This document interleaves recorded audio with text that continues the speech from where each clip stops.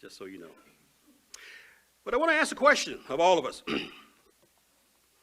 Do you know what predator lives in your backyard? We all have our dwelling places, but there are things that are around us that sometimes we don't know about. Do you know about the predator that resides in your backyard? You know, when families are being relocated from one state to another, they're trying to find a house, and some of the questions that come up in the relocation process will be about the school system. Is the school system in that particular area, is it safe? Well, that's a question, that's $1 million question today. Are the school systems safe? We are starting to see more and more events take place within our school systems that we've never seen before. The next question is, what about the neighborhood that we're looking for this home? Is that neighborhood safe? Well, again, we can say the same thing about the schools. You know, some have lived in neighborhoods for 30 and 40 years and never had a problem, but yet today, it's a different story. It's a different story. So the answer to the question, are the schools safe? Are the neighborhoods safe? It's a good question. But is any place safe today? You know, Satan has full reign to do a lot of different things right now. So the question is, are they safe? Here are the top 5 questions home buyers are asking realtors. And this is from a real estate report. They gave the top 10, but I picked the top 5 of the questions that home buyers ask of realtors. Number 1, what should I look for when identifying a new location in which to live? What should I look for? At what point should I enlist the help of a real estate agent? And how do I find one? How do I find the right home with the limited time I have in town? Should I sell my current home before I move? Do I need to hire professionals to move me? Those are in the top 5 questions that home buyers are asking realtors. It's kind of interesting. I never asked any of those questions. And maybe some of you do not either. You know, this afternoon, family, I want to talk about the dangers in the areas in which we live. The dangers that lurk within our backyards that we probably don't pay attention to or didn't even bother to ask the realtor a question about until we have purchased the property and now we are confronted with the dangers that surround us. The title for the sermon this afternoon is, What Predator Lives in Your Backyard? What predator lives in your backyard? You know, I grew up in Indiana. Indiana is, of course, the farming belt of the Midwest. Indiana is known for its multiple crops of corn and soybean, wheat, and hay. There used to be a joke about there's more than just corn in Indiana. You know, so we added soybean and hay so people would know that we had other crops that were being grown there. Did you realize one of the biggest manufacturers for tomatoes is right there in Indiana? Yep. I'm not going to tell you the name of it. I don't want to give them kudos, and Mr. Warden's going to get after me for speaking about those things and mentioning people's names, so I'm not going to tell you who they are. I'm not going to tell you they have a red can with a red label. But anyway, Indiana, tomatoes. Did you also know that in Indiana, there are 24 different types of wild animals that roam free within that state? If you've never been to Indiana, you wouldn't have thought such a thing existed. Well, our home was on the back end of a cornfield. Oh, about a couple hundred acres that the farmer had farmed behind us. But there was corn. Some years they were soybean. Other years they just sat dormant and they rested the land. But Indiana has a host of forests and rivers that are located off of the Great Lakes. And they have a wide variety of animal life that live within the state. Did you know that Indiana is a home for many black bears, coyotes, badgers, beavers, a plethora of rabbits, squirrels, bison? Bet you didn't know that. See, there's more than corn in Indiana. White-tailed deer. The black bears are found there because it has a very stable population in the state parks where people generally don't bother them, so they hang out there. But Indiana's chief predators are the gray fox, the red fox, the bobcats, and the coyotes. Now, we knew that because we lived, like I said, on the backside of a big old cornfield. So we knew the foxes were out there, and the bobcats every once in a blue moon, coyotes also every once in a blue moon. So they always give a warning to hikers that are going out to our state parks and they're hiking to be careful, to be mindful that we do have these predators that exist. But here's the thing, those predators don't bother anyone. They don't bother anyone until you come up on their habitat, or maybe you're interfering with them caring for their young. Then we have a problem. But for the most part, you don't see on the radio every morning, so-and-so was eaten, by a red fox. Not the red fox, the other red fox. You don't hear about that. Well, family, the title for the sermon this afternoon is, What Predator Lives in Your Backyard? What predator lives in your backyard? Now, coming to Tennessee, when I got relocated here in Tennessee, I knew about the black bears. They're very much familiar with the bears in Tennessee. Tennessee has a lot of national parks and places that wild mammals, insects, and reptiles exist. In 84 areas here in Tennessee, you will find the black bear, the badger, cougars, deer, bobcats. Tennessee almost sounds like Indiana.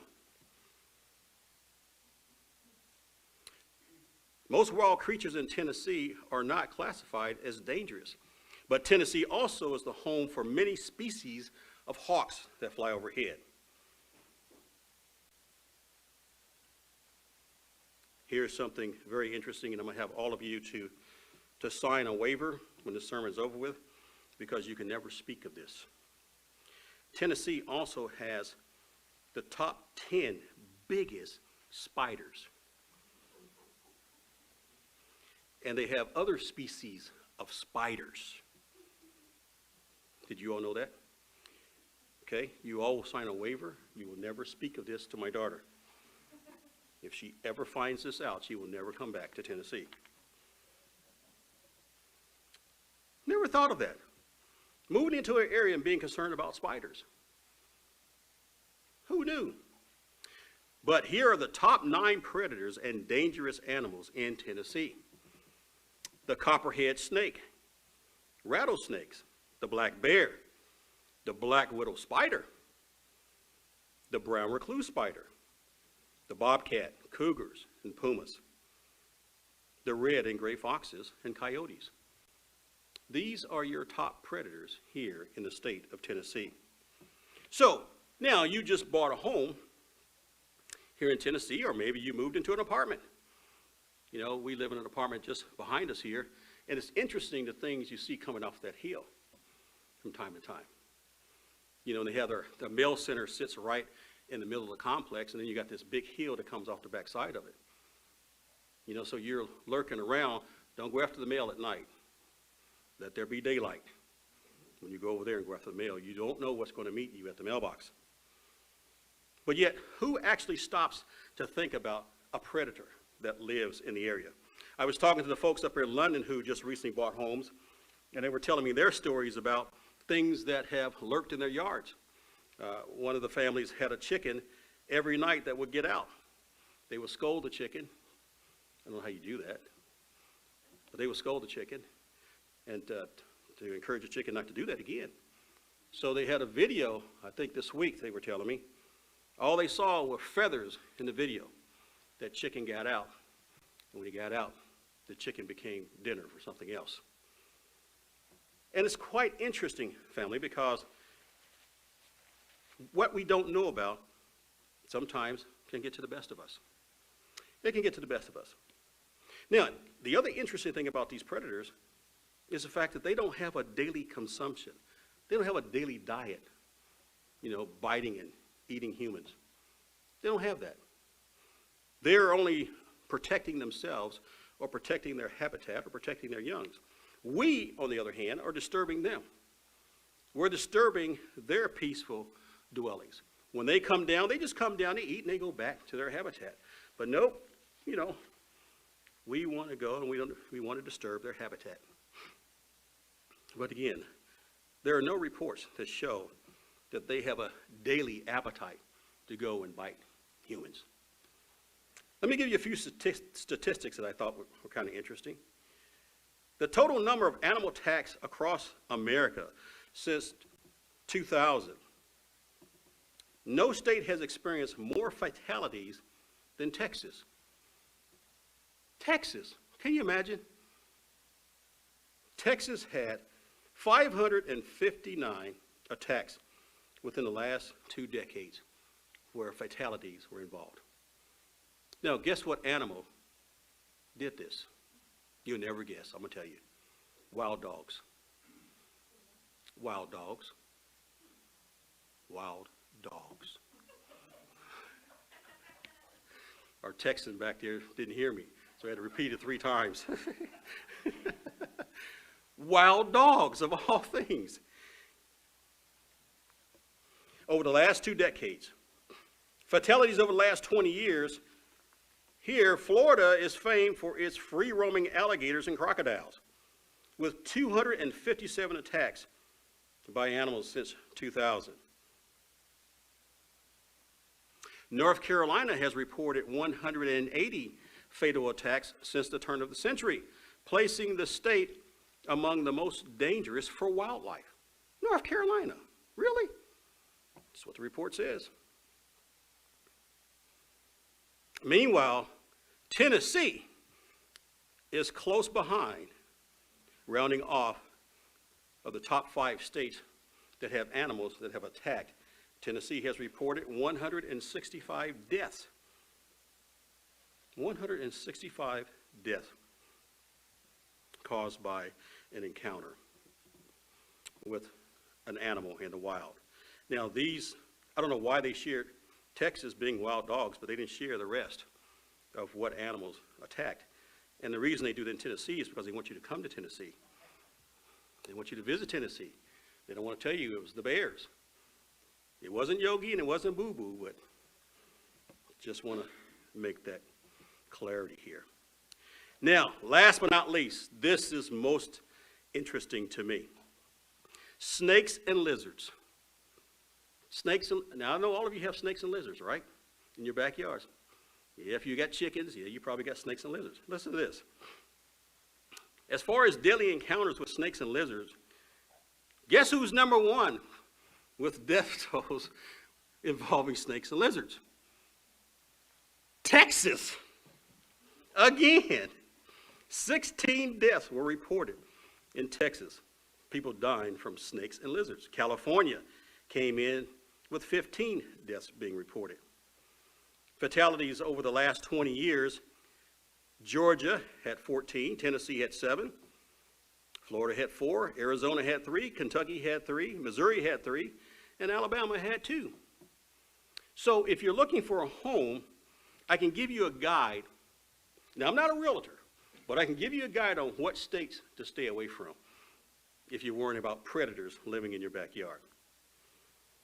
You know, my family and I, when the kids were young, we went to Rapid City, South Dakota for the feast. Loved Rapid City. One of our favorite sites was going through bear country. I don't know if many of you have been out to Rapid City and had the chance to go through bear country, loved bear country. Now they have warnings. They tell you, when you go through the park, you stay in your car. You keep your window up. You don't feed the animals. They live in the wild. They don't need you to feed them. Now, what do you see on videos? People going to the park, feeding the animals ice cream, and then they want to know why the animal attacked. You know, it's probably some spoiled ice cream you gave him, and now he's upset about it, or that he wants some more ice cream. But the warning signs are there. Stay in your car. Don't feed the animals. Drive slowly. If it looks like one of the animals are going to attack your vehicle, blow your horn. Stay on your horn, and the animal will go ahead and flee. But do we do that? No. We let the kids out of the car. Oh, see a little bear over there. You know, let's go over there and pet the little bear. The warning sign says, stay in the car. Don't get out. Because these animals live in the wild. But people do what they want to do. And then you want to know, at the zoos and all these different places where you see other animals, you know, why the animals attack. Well, we invaded their space. We were warned to stay away from them. But no, we had to go and interfere with their daily living habits. Now, even with these statistics, family, we don't have a problem with human beings being attacked daily by the wildlife that surround our areas. And that spider thing, that's a different story. We'll talk about that later. And you all are going to sign that waiver because you'll never speak of this to my daughter, if you want her to come back to Tennessee anyway. But you know, something interesting about all of this. We are given warnings ourselves about a predator. I saw a video clip, it's been probably a year or two ago. It was a video clip of 3 gazelle playing in a field. They were just playing, having a good old time. But one kind of got upset with the other 2 and decided, well, he's had enough, so he's going to wander off. In the grass, and this video clip was taken somewhere in Africa, in the clip, way off in the far distance, there was something moving about in the grass. And that something was a lion.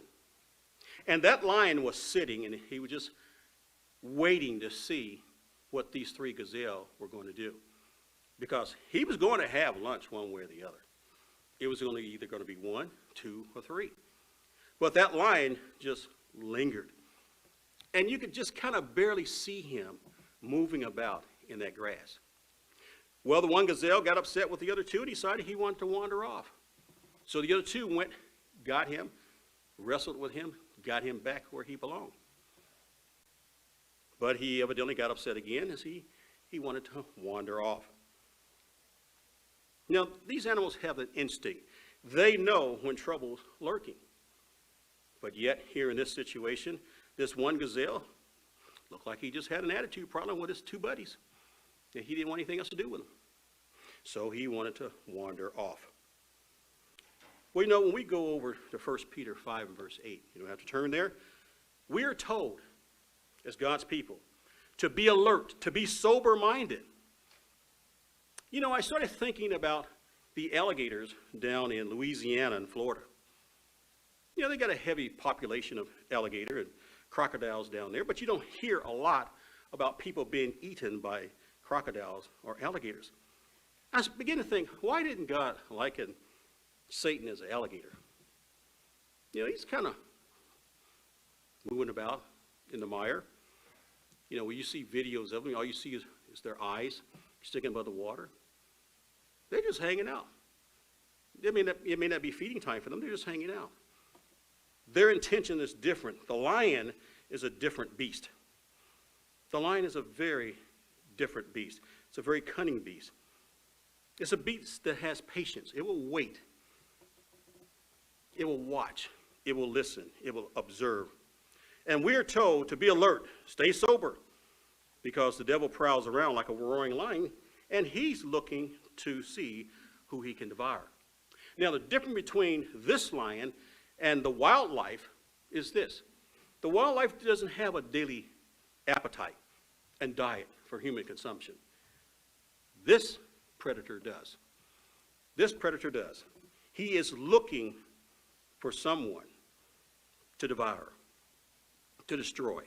And he's looking at God's people. He's looking at God's people. He knows what our lives mean to Jesus Christ and to God the Father. But the question I have for us is this: do we know? Do we really know how important our lives are to Jesus Christ and God the Father? We just came through a very wonderful Passover and Days of Unleavened Bread. I hope that we have not quickly forgotten the sacrifice that was made, the rededication that we made to Jesus Christ and to God the Father. I want to take the rest of the time and talk to us about wisdom. Wisdom. That predator exists in our backyard. That predator is looking for any and every opportunity to take any one of us in this room out at any given point in time. That predator is listening to our reasoning with whether or not we should do things God's way or whether or not we should do things our own way. But we're going to take a look at some measuring tools here, family, to determine whether or not our lives are reflecting Jesus Christ every day, or is our life reflecting ourselves? Well, nothing wrong with what I'm doing. But yet, family, the predator is there. His job is very simple. Is to take out anyone, as many as he can. He will use all means necessary to get us discouraged, to get us down, to have us just giving up. You all know the story about my car. You all know that they painted it 3 times wrong. Why? Why 3 times wrong? Why couldn't you get it right the first time? The car is beige, not pink, not red, not white. It's beige. You are a professional. Why would you do that? Very simple. The adversary took advantage of the opportunity. You know what that is? It's a fiery dart. It's a dart to get up under my skin, to get me discouraged, to have my focus someplace else where it shouldn't be. Then after they, quote unquote, got it right, they broke my gas door. Going down the road, remember? Told you I was up in London. The wind blew the door open, and I'm looking in my mirror like, what in the world, what's this? Not to mention that Megavac really ruined my day and ate my tie. Not to mention that. But now I've got this gas door. What's happening here? The adversary throwing those little fiery darts. Not to discourage, but yet to just really get under my skin. And then he threw a car at me a week and a half ago. What do you do? What do you do? Well, you keep getting up. You keep moving forward. The funny thing about the gas door situation is the insurance company and the dealership are still squabbling over who's going to pay for the gas door. Now, I have a question for all of you. Should I tell them?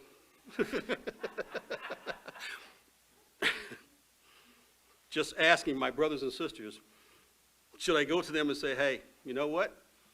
I'll end this argument now for you. Or do I just see how long this thing's going to go on before they decide who's going to fix the gas door? Okay? Now, I'll show you how the adversary works. And I'll use my own self as a personal example, because I can't get in trouble with Mr. Word over me using myself. I'm not playing a video, I'm just me, I'm live.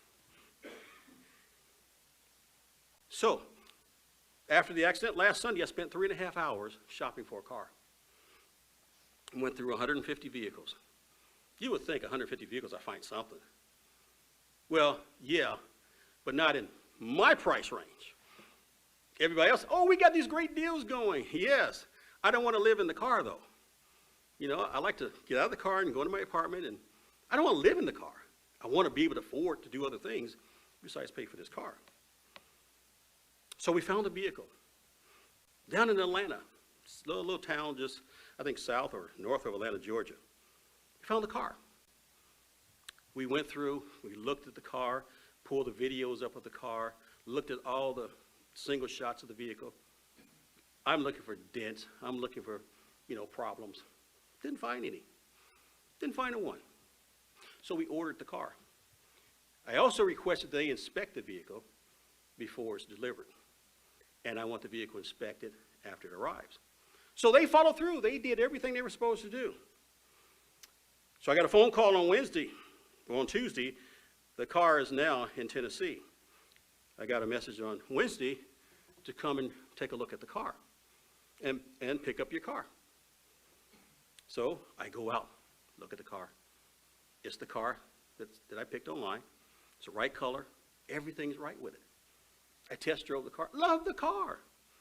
That old saying in years past, when Buick kind of went down, it says, this isn't your father's Buick anymore. Well, guess what? It's back. It's back. It is your father's Buick and your grandfather's. When you're driving down the road and you look at a Buick, you see people my age and older driving a Buick. You don't see young people. The young people try to infuse their world into the Buick. Didn't happen. Went back to the old people. But here's this vehicle, nice vehicle. Everything was fine. I went out to the car to get some papers out of it. Passenger side. There's this long scratch all the way down the car.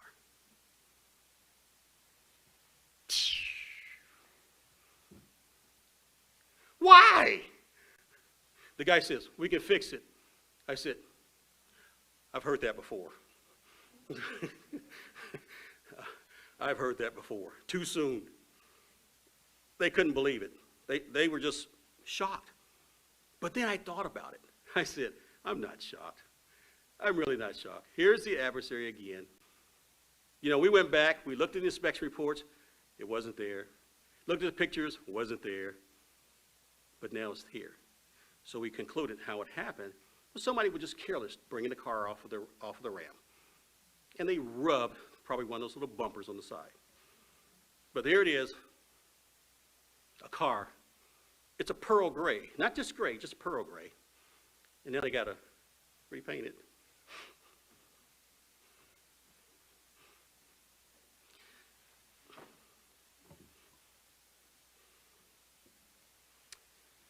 You know who's behind this, right? You see, we're told to be alert, be sober-minded, because he's busy.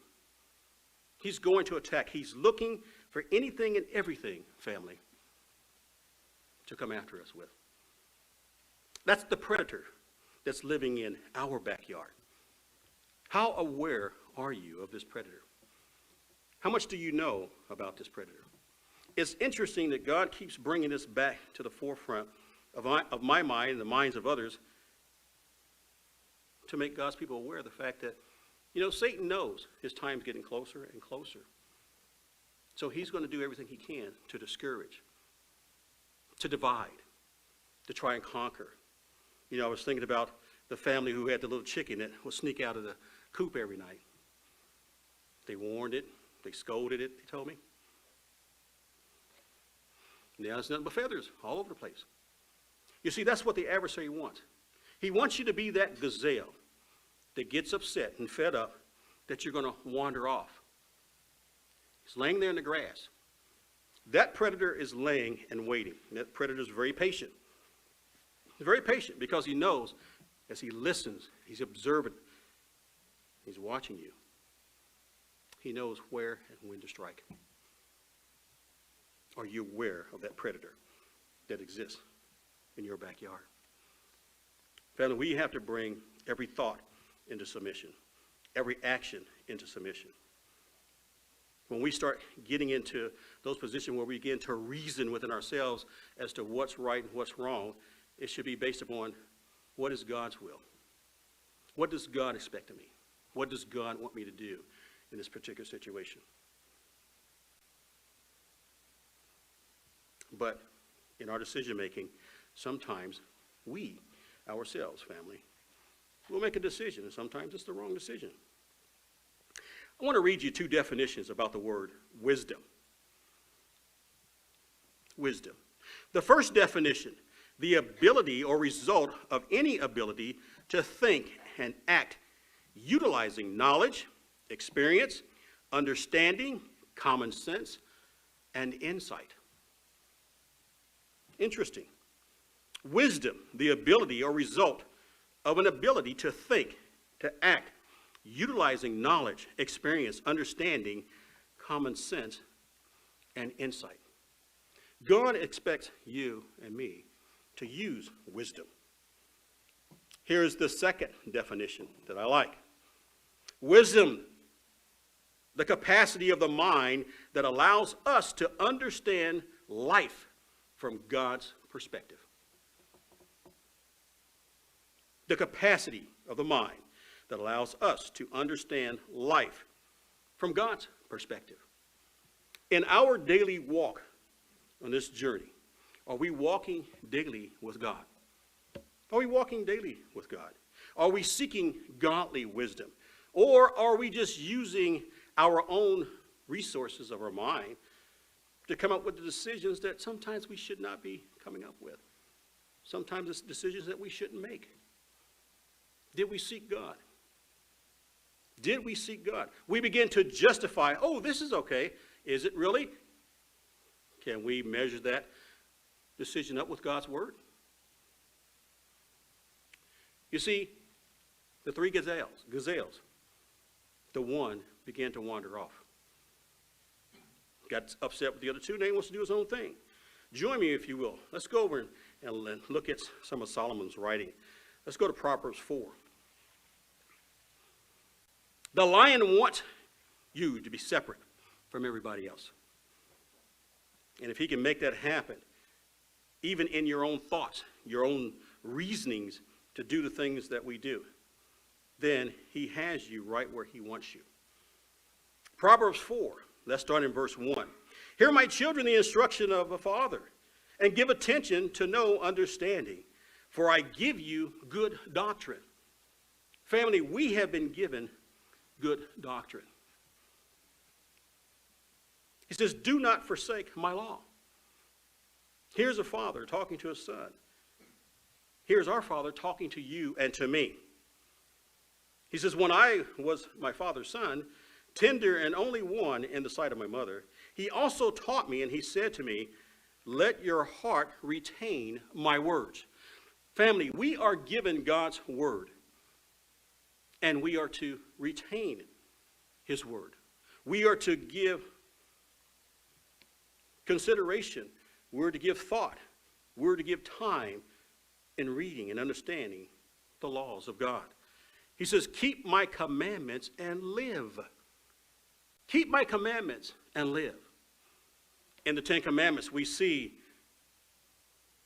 where the instructions are being given to a child to honor your father and your mother so that your days may be long on the earth. Here's a commandment. And here we're being instructed to keep my commandments and live. It says, get wisdom, get understanding, but do not forget nor turn away from the words of my mouth. Do not forsake her, and she will preserve you. Love her, and she will keep you. Wisdom is the principal thing, so therefore get wisdom. Get the understanding. Don't lean to your own understanding, as the scriptures tell us, but lead to the understanding that God will give each and every one of us if we ask him and if we seek him for that wisdom and for that understanding in making that right decision. Don't be like that one gazelle and make the decision to, hey, you know what? I'm upset with you guys, so I'm going to wander off. I don't like you guys, so I'm going to go over here and do my thing. That predator exists. He's not going away. That predator is out there. He's waiting for each one of us to make that wrong decision so that now he can attack.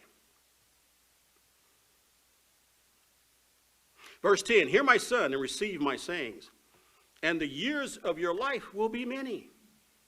If we listen and if we follow the instructions that are given to us through God's word, if we're seeking God on a daily basis, not just on a daily basis, you know, the old creed for for someone who has an alcohol problem, if he goes through Alcoholics Anonymous, it is one day at a time.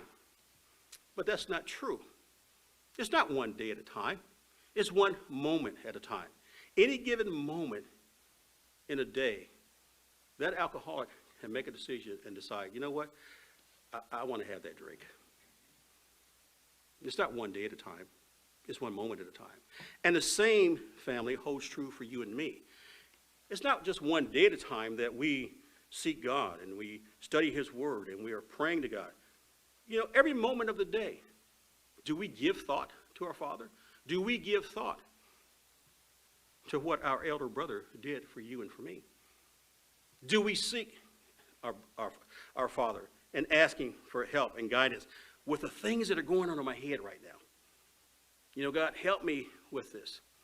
I know this isn't right.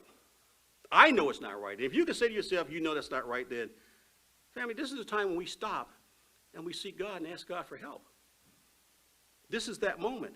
Don't let that moment pass you by. Father, I need your help. I need your help because that predator is out there. He sees my attitude. He hears my thinking. He hears my words. I don't want to get caught up in his snares. I need you to help me to change my mind so that my ways will please you. And this is what it's all about for you and me. The adversary doesn't want that. He wants to destroy. His daily appetite is to destroy. Hear my son and receive my sayings, and the years of your life may be many. I have taught you in every way of wisdom. I have led you in the right path. Jesus Christ has led us in the right path, family. We cannot get off this path. We're living today in a world that is not safe. We can't say, oh, I live over here. I live in a gated community. What does that mean today? There are crimes in the gated communities. You don't hear about them because they're gated communities. We don't want to discourage others from moving in this gated community, so let's keep this down low. Let's not talk about it real loud. School systems, they're not safe. This past week, I had a mega prayer request that came across my phone. When I looked up, of course, it was from all my kids. It's from all my kids and others that knew them. One of my daughters, who's a teacher, has been on lockdown for 4 hours because of a bomb threat in the school. And she's been teaching in this school now, I think, for 7 years. Now she's afraid to go back to work because of a bomb threat. But yet, I'm always reminding them, even as I remind myself, God did not give us that spirit of fear. We are gathered here today on the Sabbath. God has placed his angels around us for our protection, and he will protect us. Have you ever thought about your day, and as you go about your day, asking God not only to protect you, but protect everyone around you? Protect everyone around you. You know, sometimes people will wonder, well, this happened over there. Well, how did we escape? Because God was protecting you. God was protecting you. And because he was protecting you, everyone around you reaped the benefits of that protection. He says, I have led you in the right path. Verse 12. When you walk, your steps will not be hindered. And when you run, you will not stumble. Now, of course, if I run right now, I'm not just going to stumble. I'm hitting the floor. So I'm not going to do that. But yet, the point here is this. Family, he has put us on the path that we need to be on. Because that predator is lurking around. We cannot get off this path. We must stay on the path. We must keep our eyes focused, looking forward and moving forward. The gazelle got off the path. We don't want to be that gazelle that got off the path. Take firm and hold of these instructions and do not let go. Keep her, for she is your life. Do not enter the path of the wicked and do not walk in the way of evil. You know, there are those that I've talked to in months past that want to turn around. They want to turn around their lives. They want to come back to church. But there's a problem. One of the comments that was made to me was, looks like the closer I get to coming back to church, the worse my life gets. Everything just is in turmoil. And yes, it will be in turmoil. Why? It's because the adversary do not want you on this path. You see, Christ says, no one can come to me unless the Father who sent me draws that individual. And if God is drawing that individual, then that individual has to keep moving forward. But it's difficult. How do you tell someone to keep moving forward? Says, buddy, I'm getting knocked out left and right. Yes, keep getting up. Keep getting up. Keep getting up, and you will receive the reward that God has for you. But we have to go through these things. But family, we don't have to go the way of the wicked. Because when we go off course, we're setting ourselves up for failure. We are setting ourselves up for failure, and that predator is out there lurking, waiting, watching, listening. And he is going to engage because his diet is to destroy you and to destroy me. Don't enter the path of the wicked, and do not walk in the way of evil. Avoid it. Do not travel on it. Turn away from it and pass on. Can't be any more clear than this. Keep going forward, for they do not sleep unless they have done evil, and their sleep is taken away unless they have made someone fall. This is the adversary. This is his whole game. He's going to do whatever he can to throw us off. You know, for they eat the bread of wickedness and they drink the wine of violence. But the path of the just is like the shining sun. Who is the shining sun for you and me that shines ever brighter unto a perfect day? Jesus Christ is the light. He is the light. He is that light that lights our path so that we can see. He's not going to lead us on a path where we're going to stumble and fall. He says the way of the wicked is like darkness. They do not know what makes them stumble. They don't know. My son, give attention to my words. Incline your ear to my sayings.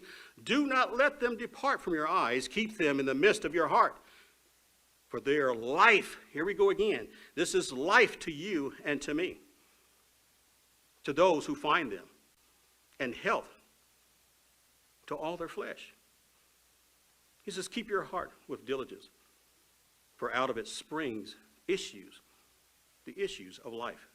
Put away from you the deceitful mouth and the perverse lips. Let your eyes look straight ahead. Let your eyes look forward, not backwards, not to the left, not to the right. Stay on the path, family. Look straight ahead, and your eyelids look right before you. Ponder the path with your feet, and let all your ways be established. Do not turn to the right or to the left, and remove your foot from evil. We're given some very clear instructions here.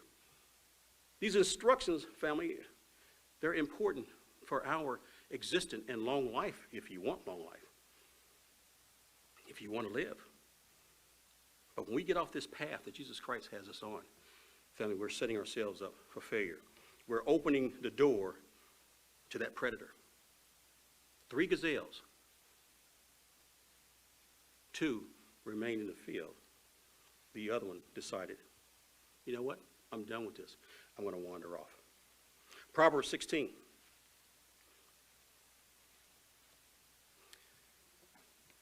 Proverbs 16. We see here that the preparation of the heart belongs to man, but the answer of the tongue is from God. All the ways of man are pure in his own eyes. Sometimes, family, we get caught up in the decision makings in our lives, and we don't consider God. We don't bring God in the midst of the discussion. What should I do? How do you want me to handle this? Well, this seems okay in my eyes, but the Lord weighs on the spirit. He says, commit your works to the Lord, and your thoughts will be established.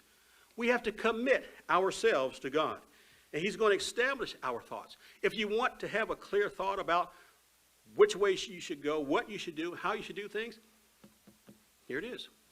Commit your works to the Lord. He says, and your thoughts will be established. You know, I can go back in my life and I can show you, yep, that was my decision. That wasn't God. God had nothing to do with it. That was all me. Wrong decision. And many of us can do the same thing. Well, we didn't think that one through. And so here are the end results. See, it goes back. It goes back to that definition of wisdom. The ability or result of an ability to think, act, utilizing knowledge, experience. What's the experience? What have you experienced in your life where you know for a fact, you know what, God? I didn't seek your help. I didn't seek your guidance. I didn't use wisdom. I didn't get the understanding. Sometimes I didn't even use any common sense. And then here we have the insight. God is giving us that insight. We want the capacity of our mind to allow us to understand life from God's perspective. That's what we want. That's what we're seeking. That's what we should be seeking. That predator is out there. He's lurking. I was standing in a backyard with a gentleman, and we were standing there talking, and we heard this sound. It sounded like something was falling, but we were out in the middle of his backyard in his big field. What's falling? We're looking around, didn't see anything. All of a sudden, out of nowhere, this big fat rabbit appears. I mean, that thing came down and hit the ground hard. That was a pretty big rabbit. He was sitting on the ground shaking. You know, he's been shell-shocked here. So we're like leaning back up against the house because we don't know what just dropped that big rabbit on the ground. So we're looking up, and here was this big hawk. It picked that big rabbit up. So that rabbit was probably jumping and squirming and shaking. He says, okay, fine. Pew! Came back later and got him.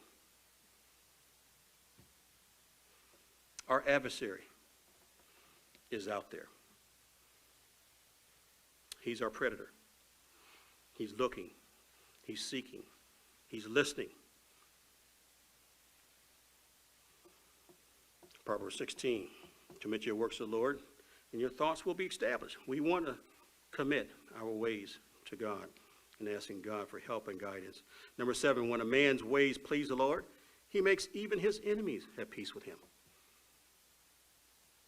But family, we have to stay on the path. We have to stay on the path. We have to keep looking forward. Verse 9, a man's heart plans his ways, but the Lord directs his steps. The Lord directs his steps. Yes, we have a part in this whole process as well. And sometimes, family, if you want to make the right decision and you're struggling with making the right decisions, this is where prayer and fasting and seeking God's guidance and help comes into being. This is what we must do. We must lean to God more. And like I said, family, sometimes we've got to do this, you know, moment by moment, not just day by day. Every moment of our day, we are challenged with something. We've got to make a decision. We've got to make a call. We've got to do something.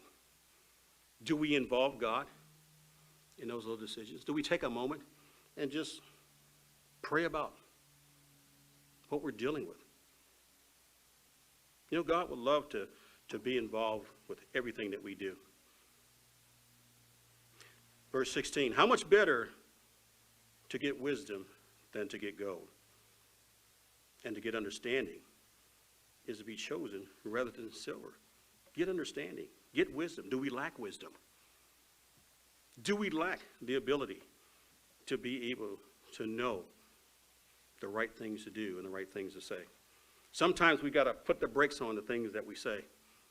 Everything that comes in our mind, we shouldn't say. You know, I've had to learn that a lot, especially these days. There are things at work, boy, you'd be surprised how I'm shoving Twix in my mouth. Can't say it. I want to say it, can't say it. Can't say it. Can't say it from God's perspective, and can't say it from an HR perspective. But we have to learn to bridle our tongue. We have to learn to bridle our tongue. This is where understanding comes in. This is where using wisdom, having the insight of what we should do, what we should say, what we shouldn't do, and what we shouldn't say. Our predator is in our backyard, watching, listening, looking for the opportunity. If you find yourself saying things like, oh, well, this isn't going to matter, you just open the door. Oh, this isn't going to, you just open the door. Oh, it's just one time, you just open the door. You're giving that predator the insight to your reasoning. And you'll wake up one day and try to figure out, how did I get here? Remember the 3 gazelle? You wandered off. You reasoned amongst yourself to do the things that you wanted to do. You allowed that door to be open for that predator now to sift you out. We have to be careful, family. We have to be careful. We're on that path that Christ has placed us on. Verse 19. Better to be a humble spirit with a lowly than to be divided by the spoil with the proud. He who heeds the words wisely will find good. If we heed the words wisely. Wisdom, family. Wisdom. We'll find good. And whoever trusts in the Lord, happy is he. Do you want to be happy? You know, the old standing joke is, if you want to have a happy life, then have a happy wife. No. If you want to be happy, trust in the Lord. If you want to be happy. You truly want to be happy. You know, because if all I do is try to please my wife to be happy, I'm going to be miserable. I'm going to be miserable. You know, I love my wife, but yet I'm going to be miserable. Because all I'm doing is spending all my time trying to please you. Yes, dear. Okay, dear.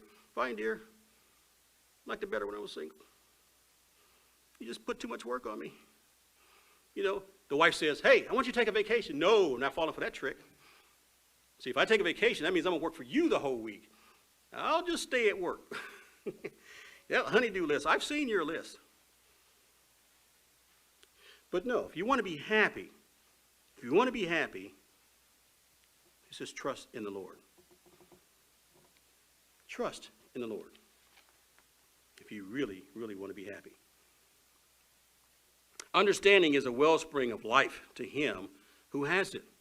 Verse 31, the silver-haired head is a crown of glory, if it is found in the way of righteousness. If it is found in the way of righteousness. Family, we want to be happy.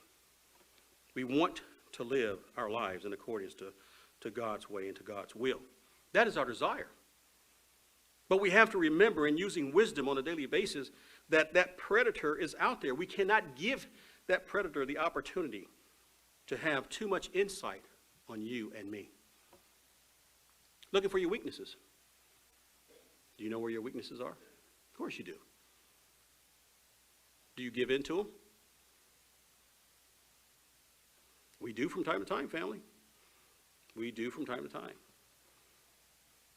You know, that big old piece of sweet potato pie that I wasn't supposed to have, I ate the whole thing.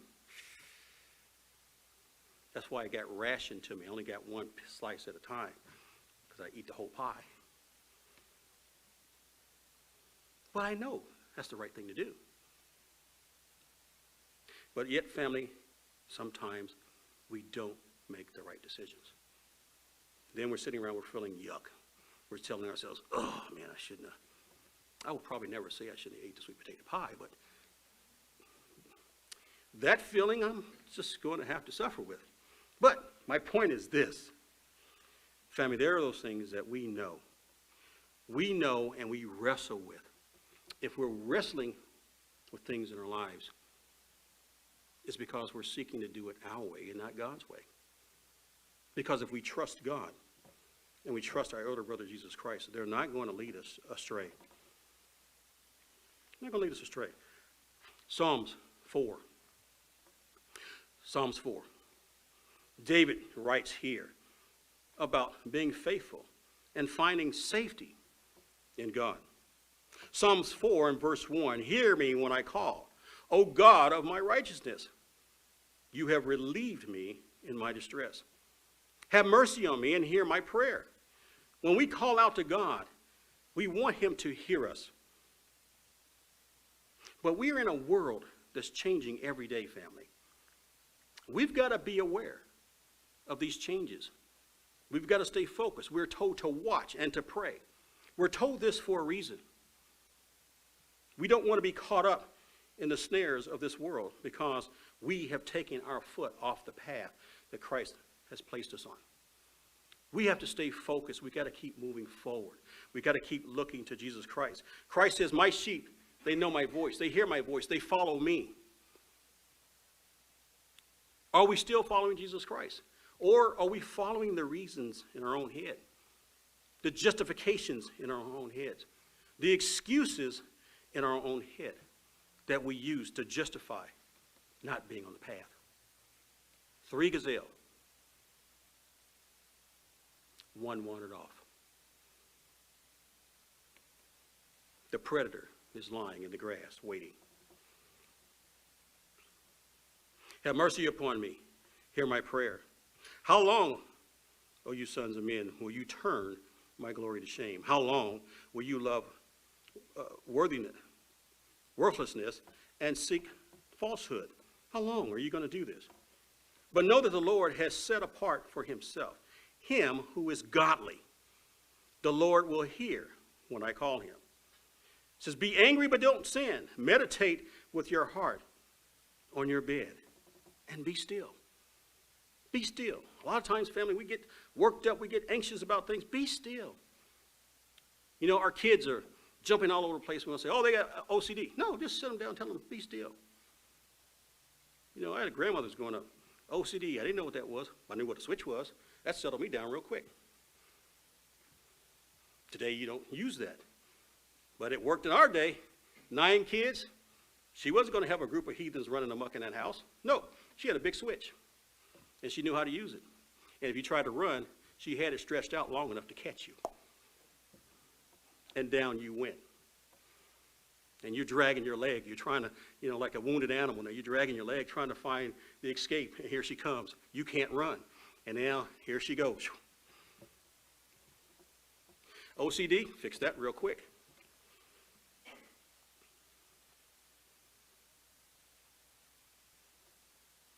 He says, be angry, but do not sin. Meditate with your heart on your bed and be still.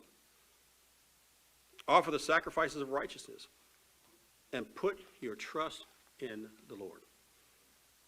Put your trust where your trust belongs, family. We belong to Jesus Christ. He died for you and for me. We just came through the Passover, the days of unleavened bread. We rededicated ourselves to him and to the Father. Have we so quickly forgotten? Have we so quickly forgotten? The predator is out there, sitting in your backyard, listening, watching, feeding on your thoughts, your behavior. Are we giving him that opportunity to attack?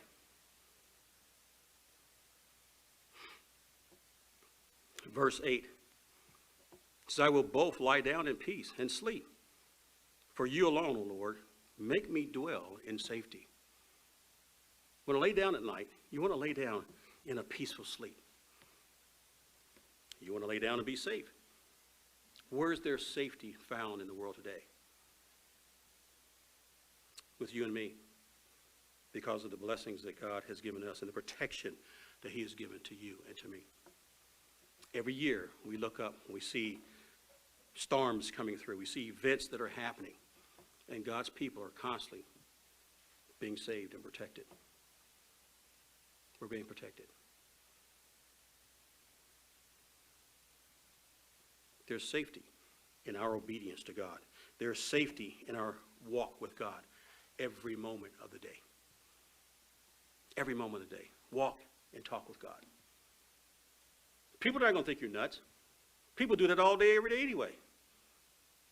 You know, they walk around with these earbuds in their ears, you know, talking to people. Nobody will think anything about it. They're having a conversation. Nobody will think you're nuts. You're walking talking to God. Who are you talking to? My Father. Oh, tell him I said hi. Yeah, okay.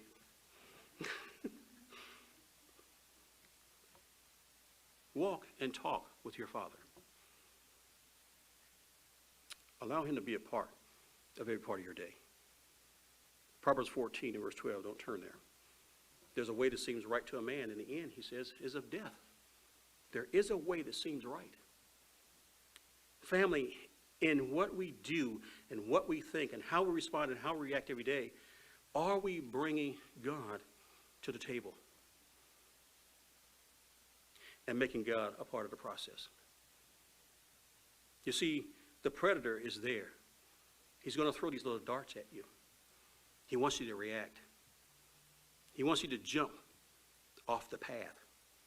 Because once you get off the path, now he's going to do everything he can to keep luring you away from the path.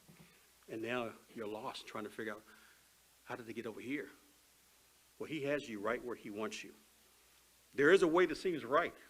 If you're questioning anything that's going on in your mind about something that you need to do or something you shouldn't do, or being with God's people even, if you've got a question that, let's get God in the midst of this conversation. We want to do his will. We want our ways to please him. He has placed us on a path, family, that is leading us towards his kingdom. James 4 and verse 7, if you want to know how to deal with that predator, very simple. James 4 and verse 7 says, submit to God. Submit to God. Submit to God. In getting wisdom, get understanding. You have the insight. God has given us the insight to his word. He has given us the expectations that he has for you and for me. What expectations do you have of God? You want him to be there when you call, yes? You want him to heal when you ask him for healing. You want him to bless when you're asking for blessings. You want a favor when you're asking him to favor you. You have expectations, do you not? Well, can't God have the same expectations of us? To be obedient, to do his will. We belong to him. We belong to him.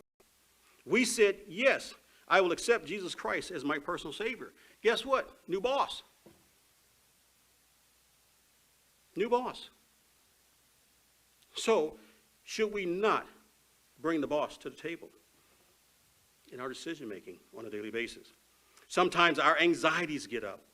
But we're told in Philippians 4 and verse 6, don't turn there, be anxious for nothing, but in everything by prayer and supplication with thanksgiving, let your requests be made known to God. But family, we have expectations of God, but are we doing our part in obedience to him and in following him? That predator is out there. 3 gazelles. 2 remained. 1 decided to wander off. And you know what happened to him. He wandered off. And that predator got him. That chicken that wandered off, that was scolded about staying in the coop, wandered off. The only thing that remained of that chicken were the feathers. Why? You see, the reasonings in our head, our decisions to do what we want to do, instead of following the instructions and heeding the warnings. Going through bear country, stay in your vehicle. Keep your windows rolled up. These animals are in the wild. Some will follow those instructions and heed those instructions. Family, why can we not heed the instructions that God has given to us about that predator that lurks to destroy us? His appetite, his diet daily is to destroy God's people. That's his purpose. Don't give him the keys to your head. Don't let him in. Bring every thought into submission. Bring every action into submission to God's will and to God's way. 3 gazelle. 2 remained. 1 was destroyed. He was devoured.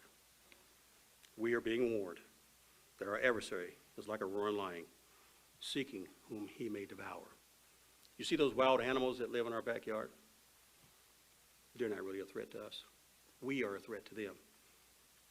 And when we intrude in their space, yes, they're going to attack. They're going to attack. They're going to defend their homeland. And if you're interfering with their meal, they're going to attack.